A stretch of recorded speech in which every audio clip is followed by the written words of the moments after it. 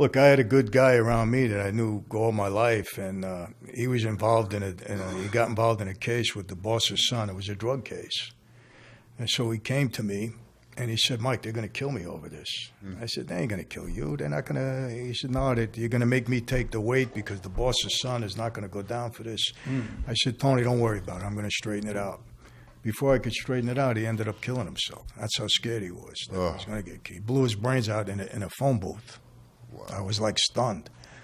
So, I mean, you know you got to be on your guard. You can't let your guard down. You can't make mistakes that, could be very costly.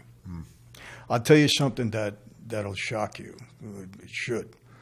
In 1986, they wrote an article in Fortune magazine, the 50 biggest and most powerful mob bosses in the country. It was huge. I was half the magazine, and they featured 6 of us. I was one of the 6.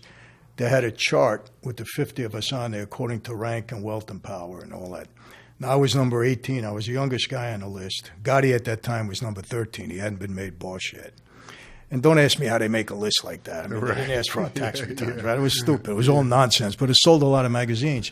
But here's what not nonsense. Out of that list of 50, 33 years later, 48 of them are dead. Wow.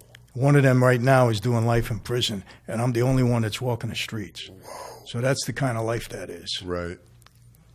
48 guys dead in 33 years. That's a lot. Wow. But then again, I'm from Brooklyn, I go like this. I look at it like this. I wasn't going nowhere anyway. Where was I going? Yeah. Where was I going anywhere? I was going to die rotting on the neighborhood, sitting on a fucking bench, doing nothing. I'd die in my sleep one day. I'd die just walking down the stairs. What was I doing? I had a chance to fuck girls I would have never fucked before in my life.